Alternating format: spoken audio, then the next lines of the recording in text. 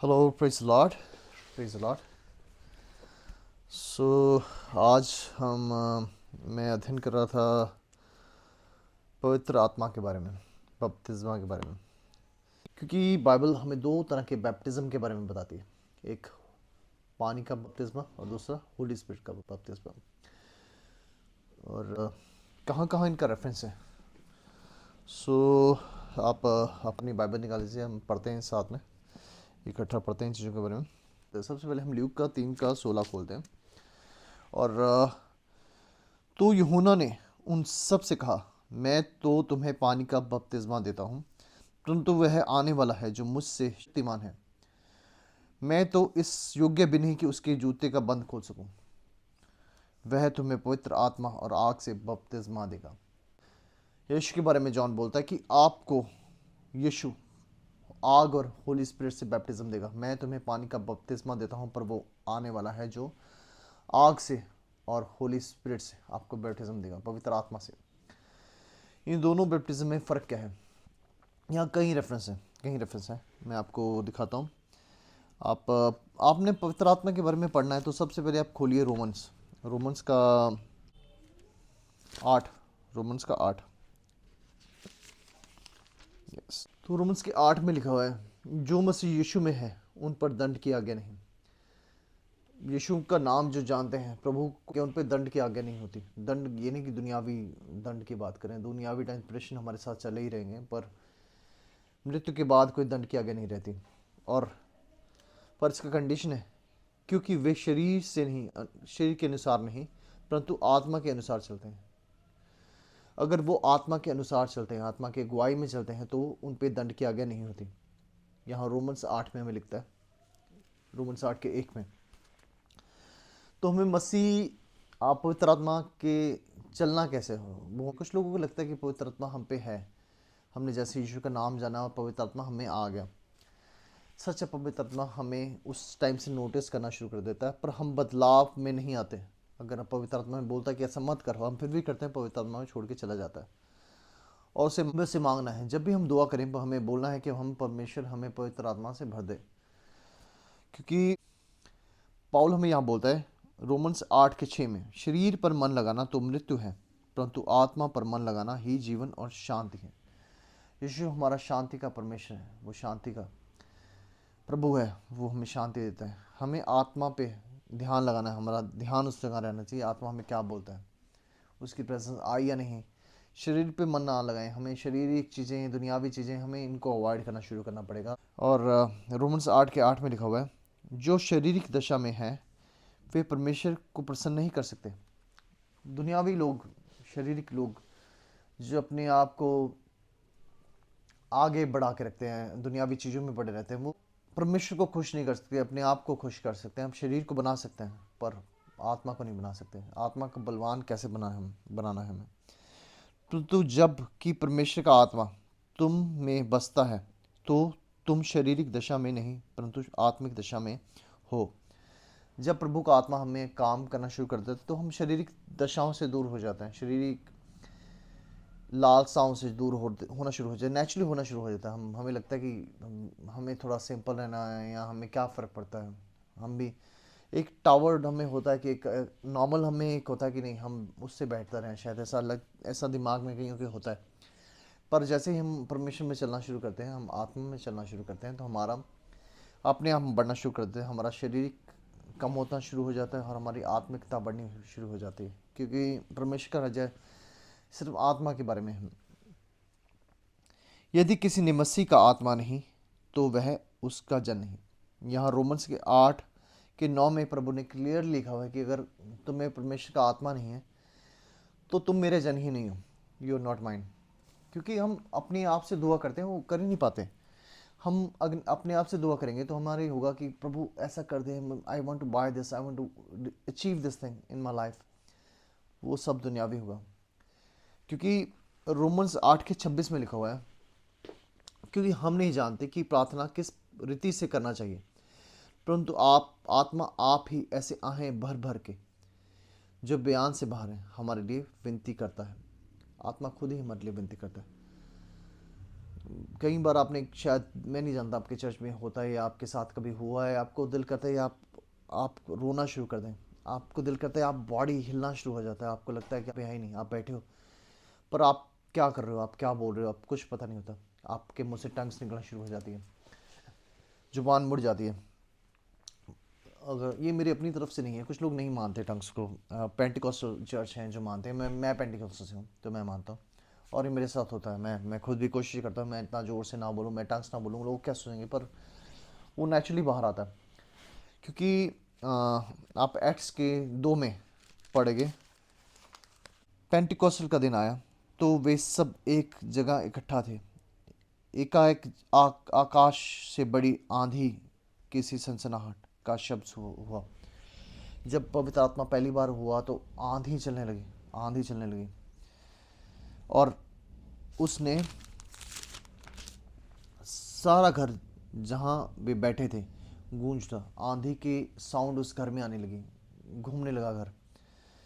जिन लोगों को जो नए हैं परमेश्वर में, उनको ये चीज़ें समझनी चाहिए कि जब जब सर खुल गया और यीशु ने बोला मैं तुम्हारे लिए एक सहायक भेजूंगा, एक पवित्र आत्मा भेजूंगा जो तुम्हें ज़िंदगी में कैसे जीना है वो तुम्हारी सहायता करेगा, वो तुम्हें बताएगा कि किस तरह आप परमेश्वर में बढ़ सकते हैं। तो ये पेंटिकॉस्टल दिन परमेश्वर के प्रेरित इकट्ठा हुए एक जगह पे, और उन्होंने पवित्र आत्मा को बुलाया, दुआ की इकट्ठा हो गए, और ये पवित्र आत्मा पहली बार दुनिया पे जब उतरा। ओल्ड टेस्टमेंट में भी इसके कुछ रेफरेंस हैं, तो मैं पहले ये पढ़ता हूँ। वे सब पवित्र आत्मा में भर गए, और जिस प्रकार आत्मा ने उन्हें बोलने की सामर्थ्य दी, वे अन्य अन्य भाषा बोलने लगे। अन्य भाषा बोलने लगे, वो उनके मुंह से ऐसी टंग्स निकलने लगी जो जो इस दुनिया की है ही नहीं, वो स्वर्गीय भाषा। और पवित्र आत्मा हमारे साथ शुरू से है। अगर आप बाइबल का पहला उत्पत्ति पढ़ते हैं, उत्पत्ति की 2nd लाइन आप पढ़ते हैं, पहली लाइन है आदि आदि में परमेश्वर आकाश और पृथ्वी की सृष्टि की। शुरुआत में प्रभु ने दुनिया और आकाश को रचा। पृथ्वी बेडौल और सुनसान पड़ी थी, और गहरे जल से के ऊपर अंधियारा था, डार्क था, सिर्फ बेडौल और अनशेप्ड में थी पृथ्वी, तथा परमेश्वर की आत्मा जल के ऊपर मंडराता था। जल के ऊपर परमेश्वर का पवित्र आत्मा मंडराता था। एक ही आत्मा की बात की गई है यहाँ पे, पूरी बाइबल में पवित्र आत्मा की बात की गई है। ये इसाया में लिखा है। इसाया में आपको पढ़ता हूँ,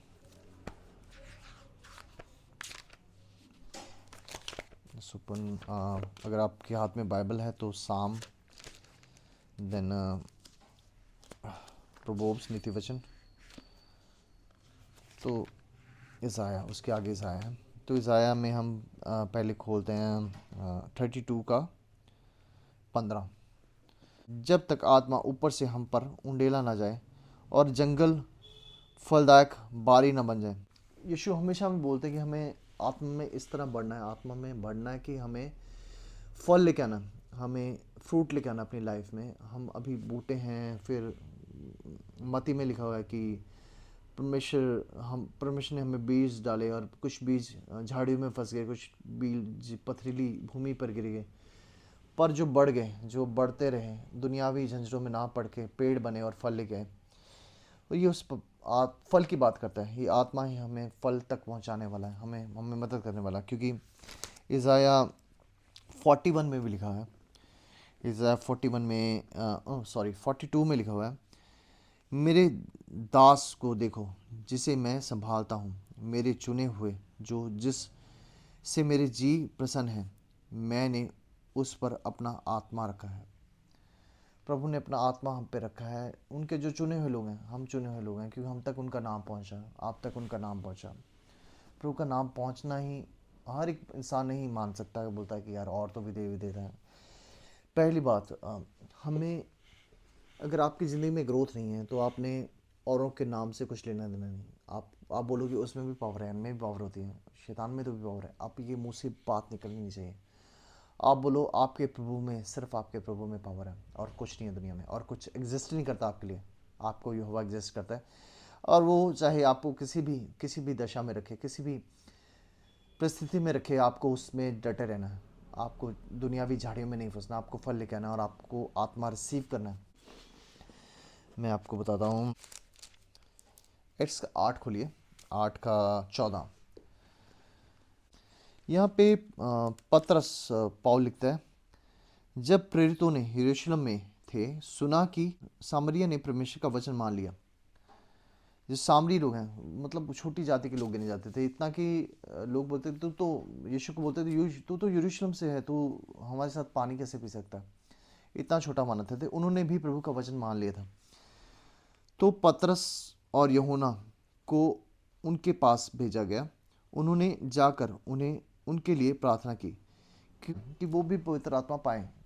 उन्होंने प्रभु के नाम को जान लिया था, पर पतरस को उनके पास भेजा गया कि जाके उनको उनके लिए दुआ करके वो भी पवित्र आत्मा रिसीव करें, क्योंकि वह अब तक उनमें से किसी पर ना उतरा था। तो पवित्र आत्मा उन पर अभी तक उतरा नहीं था और पतरस को उनके पास भेजा गया कि उनके लिए दुआ की जाए। उन्होंने तो केवल प्रभु यीशु का नाम का बपतिस्मा लिया था। अब ये ध्यान रखें कि उन्होंने बैप्टिज्म तो लिया था और उन्होंने यीशु के नाम से ही बैप्टिज्म लिया था, उन्होंने पानी का बपतिस्मा लिया था, पर परमेश्वर हमें क्या देता है, वो हमें आग और पवित्र आत्मा का बपतिस्मा देता है। तो हमें ये बात का ध्यान रखना है कि हमें भी होली स्पिरिट मांगनी है। अपने पास्टर के पास जाइए, जहाँ भी हो सके आप प्रभु की संगत में रहिए और जितने पास्टर से आप मिलते हैं आप जाके वहाँ पे पवित्र आत्मा का बपतिस्मा मांगिए। उनसे पास्टर को बोलो मेरे लिए दुआ करें, और जिन लोगों को पवित्र आत्मा मिला है उनको बोलो हमारे लिए दुआ की जाए और हमें भी रिसीव हो। और एक्स में एक और जगह है, दिस अनदर रेफरेंस। आप एक्स के 19 के 2 में खुलिए। पाउल कुरिन्थियों की चर्च को बोलता है कि क्या तुमने विश्वास करके पवित्र आत्मा पाया। तो उन्होंने बोला कि हमने तो पवित्र आत्मा की चर्चा भी नहीं सुनी, हमने तो पवित्र आत्मा की चर्चा भी नहीं सुनी। उसने उनसे कहा कि तुमने फिर किसका बपतिस्मा लिया है।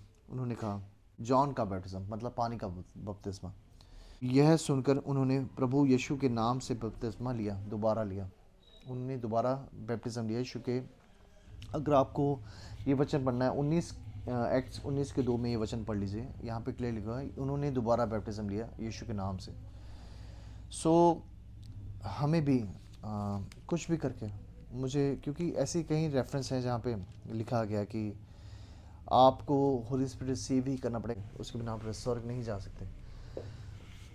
तो आप दुआ कीजिए, जब भी आप इस बार दुआ में बैठेंगे, आप दुनियावी चीज़ें छोड़ के ही परमेश्वर को बोलो कि प्रभु मुझे होली स्पिरिट का बैप्टिज्म दे दे, मुझे पवित्र आत्मा मुझ में उतार दे, क्योंकि तेरा वादा है, तूने बोला है हमें देने के लिए। तो आप दुआ कीजिए और हो सके तो लंबी दुआ कीजिए इसके लिए, क्योंकि उसके आने में वक्त लगता है। वो आपके पास पहुंच सकता है, आपके कमरे में आ सकता है, पर आपके भीतर आने में से शायद हो सकता है टाइम लगे। तो अब इसको लंबी दुआ कीजिए और मांगे कि पवित्र परमेश्वर मुझे पवित्र आत्मा से भर दे, क्योंकि तेरा वादा है ईश राजा। जैसे नज़र रेफरेंस, यहाँ पे एक और रेफरेंस है, मैं बताता हूँ आपको। आप एक्ट्स में दोबारा जाइए और 10 मुझे बाद में याद आया है, 10 के 44 खुलिए, 10 का 44 एक्ट्स में। यहाँ पे लिखा है पतरस ये बातें कह ही रहा था कि पवित्र आत्मा वचन के सब सुनने वालों पर उतरा है। पवित्र आत्मा उन पे उतरा है जिन जो वचन सुन रहे थे वहाँ बैठे। कई बार ऐसा होता है कि हम सिर्फ बाइबल की बात कर रहे हो, may be you receiving the Holi spirit right now in Jesus name. हो सकता है आप वचन की बात सुन रहे हो, आप पढ़ रहे हो बाइबल के बारे में, और you receiving the Holi spirit. आप प्रभु की संगत में रहिए, क्योंकि उन्होंने, यहाँ 46 में लिखा हुआ है, क्योंकि उन्होंने उन्हें भांति भांति की भाषा बोलते और परमेश्वर की बड़ाई करते सुना। इस पर पतरस ने कहा, क्या कोई जल को रोक सकता है कि वे बपतिस्मा न ले पाए जिन्होंने हमारे समान पवित्र आत्मा पा लिया। उन्हें पवित्र आत्मा पा लिया बात करते हुए, प्रभु की बात करते हुए। सिर्फ प्रभु का आत्मा फिर से वैसे ही काम कर रहा है, अभी भी वैसे ही काम कर रहा है, क्योंकि दिस इज ग्रेस पीरियड, अभी ये ग्रेस का समय चल रहा है। और प्रभु चाहते हैं कि हम सब सिर्फ उसके नाम को जानने वाले नहीं, क्योंकि उसका नाम दुष्ट आत्माएं भी जानती हैं, उसके नाम से भागती हैं। उसका नाम दुनियावी पास्टर्स भी जानते हैं, उसका नाम सब पैसे के लालची भी जानते हैं। उसका नाम जानने वाले बहुत हो गए हैं, पर उसके पवित्र आत्मा को पा के उसमें बढ़ने वाले कम हैं, क्योंकि बुलाए हुए बहुत हैं और चुने हुए थोड़े हैं। तो आप वो चुनावों में एंटर कर सकते हो होली स्पिरिट को मांग के। प्रभु बोलता है कि आप खटखटाओगे तो खोला जाएगा, ढूंढोगे तो पाओगे, मांगोगे तो दिया जाएगा। तो हम सब मिल के पवित्र आत्मा मांगना शुरू करें यीशु मसीह के नाम से। Thank you. आमीन।